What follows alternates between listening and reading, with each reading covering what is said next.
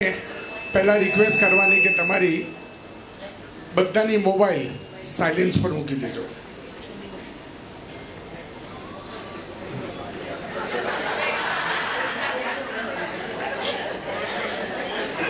એનું પણ કારણ આપી દઉં. નેહલબેનને બોલાવવા માટે રવિભાઈ મહેતા છે, ડાબી બાજુ બેઠા છે.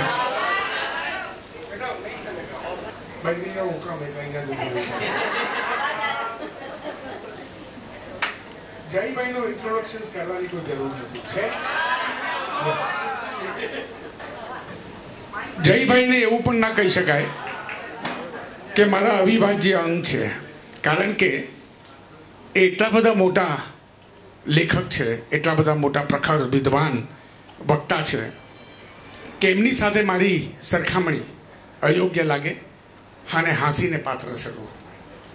પરંતુ એક વસ્તુ જરૂરથી કહી શકાય કે જયભાઈ એ આપણા જ છે, આપણાથી જરા પણ વિરક્ત નથી, જરા પણ જુદા નથી. જ્યારે પણ મારી ગાડી અટકે ત્યારે મારો ફોન સૌથી પહેલાં જયભાઈને જાય અને આજની જેમ એમનો બીજે ક્યાંક લેક્ચર હતું એ કેન્સલ કરીને પણ આપણને પ્રાયોરિટી આપે. જોરદાર તાળી પાડીને એનું સ્વાગત કરશે. નેહલબેન બહુ મોટું નામ. મને રવિભાઈ જે ડાબી બાજુ બેઠા છે એમણે 2-1 વર્ષ પહેલાં કીધેલું કે નેહલબેનને બોલાવો ને. હું પીતો નથી, પરંતુ કદાચ ઘોંઘાટમાં મેં સ્નેહલ સાંભળ્યું અને મેં અમદાવાદ ફોન કર્યો. અમારા પ્રકાશ નાયક કરીને છે જે અમારો સથવારો સાચવે છે, એણે બિચારા 2-3 દિવસ તપાસ કર્યા પછી કહે છે કે સ્નેહલબેન કરીને કોઈ નથી, અને પછી ભૂલાઈ જવાયું. થયું એવું કે આપણા જ એક મેમ્બર ક્યાંક એમને એમના પોતાના ગ્રુપ માટે વક્તા જોઈતા હતા ને એમણે કીધું કે જયભાઈ આવે. મેં કીધું 100% ડેટ હશે ખાલી તો જયભાઈને રિક્વેસ્ટ કરશું. એટલે જયભાઈ ગયા. પછી એમણે એમના બીજા એક મિત્રને જે આમે ચાવીબાજ છે એટલે એને બોલાવ્યા. છેલ્લી ઘડી એને ના પાડી. કાજલને ફોન કર્યો. કાજલ કે મારું પિક્ચરનું શૂટિંગ છે. ત્યાં પાછા જયભાઈ એને વહારે ચડ્યા. જયભાઈ ક્યાં નેહલબેનને બોલાવો, બહુ સરસ બોલે છે. અને એ રીતે નેહલબેનથી એ લોકો ત્યાં એટલા બધા પ્રભાવિત થયા કે અહીંયા આવ્યા પછી હું વાત કરીશ એટલે તમને ખબર પડશે કે મેમ્બર કોણ છે આપણા. એટલે એક દાડો 7 વાગ્યા પછીના ટાઈમમાં કહી દીધું આપણે નેહલને બોલાવવાની છે. તો બધું બોલાવો. અઠવાડિયે 10 દિવસ પછી કીધું બધું નક્કી થઈ ગયું છે, તે બુક રાખી છે ને. એટલે મેં કીધું તમે ક્યારે કીધું? તમારા 7 વાગ્યા પછીના ટાઈમમાં કંઈ તમે મને કીધું નથી. પછી અહીંયા પૂછ્યું, અહીંયા કોકનો પ્રોગ્રામ હતો એ કેન્સલ કર્યો, કારણ કે એમને નેહલબેનની બધી ટિકિટો ને બધું નક્કી થઈ ગયું હતું. પછી ભાઈ કઈ ખુશીની અંદર ફોન જ ના ઉચકે. 7 વાગ્યા પછી તો અમે ફોન કરવા એમના માટે અશક્ય હતું. એટલે અમારા સંજુભાઈ બહુ એમના નિકટતમ. મેં તો જરા લગાડ્યો ને ફોન નથી. આ નેહલબેન આવવાના છે, ક્યાં ઉતરશે, શું બોલશે, શું નહીં, કંઈ ખબર નહીં. પાછા આપણે એક જ જણ પાસે ગયા, જયભાઈ પાસે. જયભાઈ કે હું સારી રીતે ઓળખું અને બહુ સારું બોલે છે. મેં કીધું બધું બરાબર, પણ આવું છે એ કે એમને નેહલબેન એમના પતિ બેવ આપણે તો અહીંયા ઉતર્યા છે, તમને મળ્યા છે, અને નેહલબેન એકલા પણ એક વખત ઉતર્યા છે. એટલે આપણી એટલી જૂની ઓળખાણ છે. અને પછી હું લાવો છોડું. મેં તો 13મી મને કે મારો પ્રોગ્રામ છે. મેં કીધું હવે કંઈક કરો અને તમે બેવ આવો. અને એમાંથી એક વિચાર સ્ફૂર્યો કે આપણે એ લોકોને બહુ સાંભળ્યા છે. નેહલબેનને તો તમે યુટ્યુબ પર બહુ સાંભળ્યા છે, મેં બી સાંભળ્યા છે. પણ આજે એક એવું નક્કી કર્યું કે તમે થોડુંક બોલો અને બાકીનું એકબીજાને પ્રશ્ન પૂછો. તમે હું પ્રશ્ન પૂછું તો શું પૂછશું કે રાતના કાકડી ખવાય? હવે એમાં આ પ્રખર વક્તા શું જવાબ આપવાનો હતો? અને કાં પછી એવું કે જુઓ ને હું રોજ સાંજે થાકીને ઘેર જઉં છું ને મારી બૈરીને મોડું ચડી ગયું છે, જયભાઈ શું કરાય? તો જયભાઈ કે અથાણું કરાય એનું. એટલે મનમાં એવું થયું કે આપણે પ્રશ્ન પૂછીને એમને મૂંઝવશું ને વાહિયાત પ્રશ્નના જવાબો આપતા એ કંટાળશે. એના કરતાં આ 2 પ્રખર વક્તાઓ એકબીજાને પ્રશ્ન પૂછશે, એમના બુદ્ધિ ના જે આઈક્યુ લેવલ એટલું બધું હાઈ છે કે એ પ્રમાણે એ લોકો એકબીજા સાથે સંવાદ કરશે અને એમાંથી આપણે એમનું તારવણ્ય નક્કી કરશું અને આપણે તારવણી આપણા જીવનમાં ઉતારશું. whenever we have some problems, આ બે એવા વક્તા છે કે જે જોશ ચડાવે, તમારાથી થઈ ગયેલી ક્ષતિઓને દૂર કરી દે, તમારામાં રહેલી ઉર્જાને અનેક ગણી વધારી દે અને તે છતાં તમને સત્યનો દર્પણ તમારી આંખ સમક્ષ મૂકીને કે તમે અહીંયા નક્કી કરો વાંક કોનો છે. અને 90% આપણા પ્રતિબિંબને જોઈને આપણને એવું લાગે કે હા, કદાચ વાંક મારો જ છે. આ બે પ્રખર વક્તાઓ જૂજ જ એક સાથે આવી શકે છે.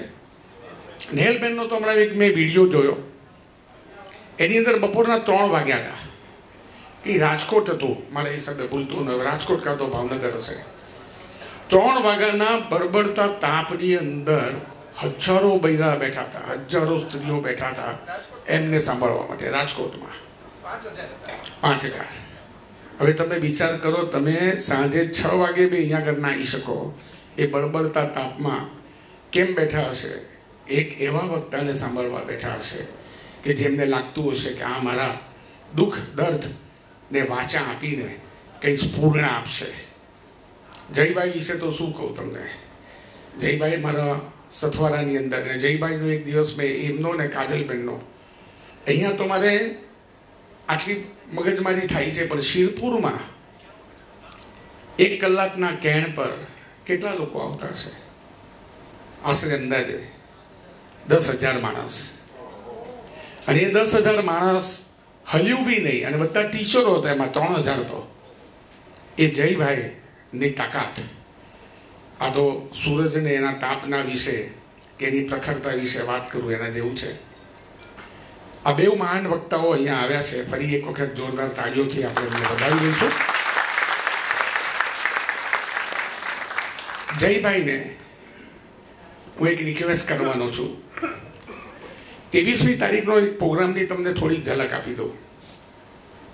23મી તારીખે આપણે એક એવો પ્રોગ્રામ કરવા જઈ રહ્યા છે, તમે કદાચ નહીં સાંભળ્યું હોય, સાંભળ્યું હશે. ચેમ્બર કોઈર ઓફ શિલોંગ એક એવું અદ્ભુત બેન્ડ છે કે જેને હિન્દુસ્તાનની સરકારે, ઓબામા જ્યારે અમેરિકાથી હિન્દુસ્તાન આવ્યા ને ત્યારે રાખ્યું હતું.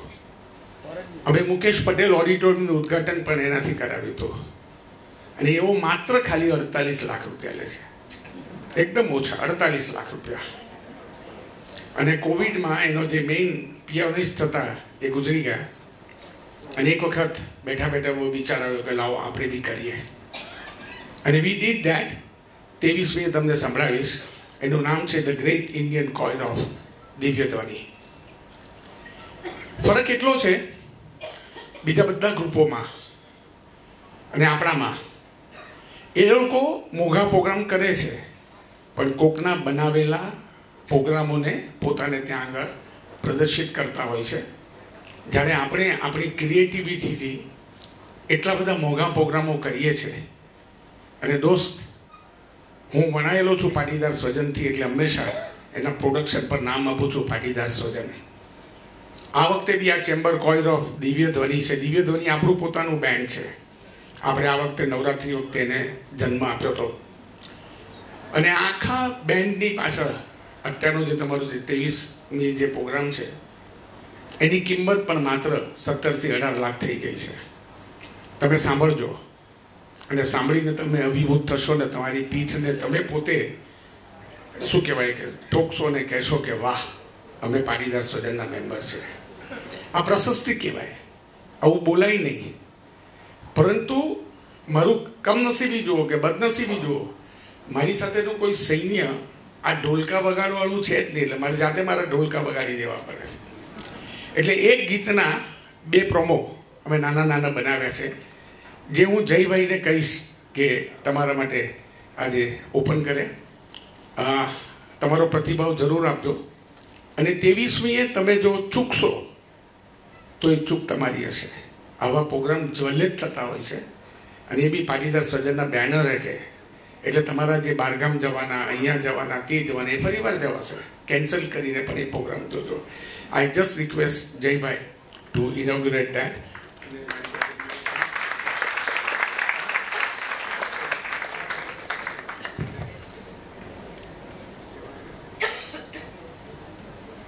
ભાઈ તમે ભાર્ગવભાઈએ શોધે ત્યાં સુધીમાં હું અનઓફિશિયલી તમને કહી દઉં કે કેટલા વખત પહેલાં અમે મૂળ તો રીનીબેનના અમારા કૃષ્ણના કાર્યક્રમ માટે ભેગા થયેલા, ત્યારે એમણે મને એ ગ્રુપ વિશે વાત કરી.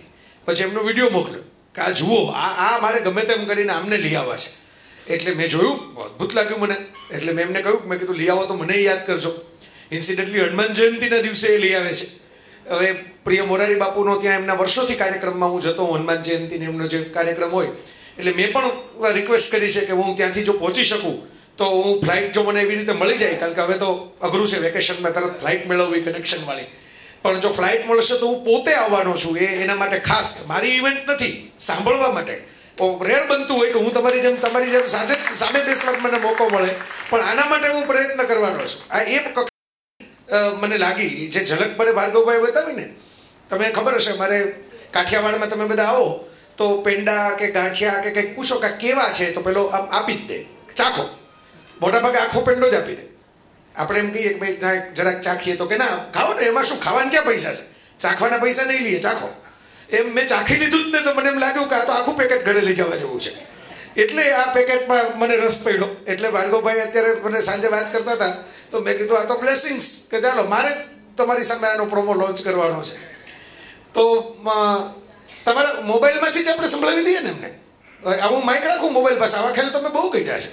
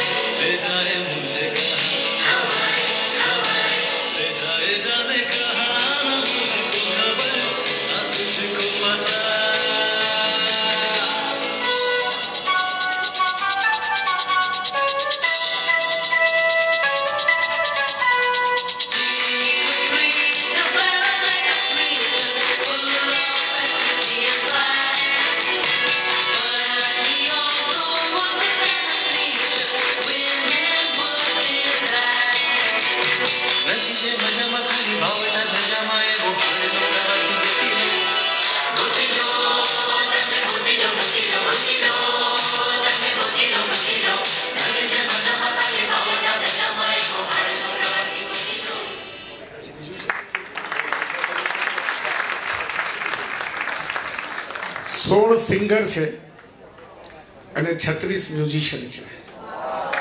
એટલે આ ચૂકતા નહીં. અને થેન્ક યુ જયભાઈ, તમારા કિંમતી સમયમાં મેં મારું ઘુસાડી દીધું. Now over to you all people, you the star.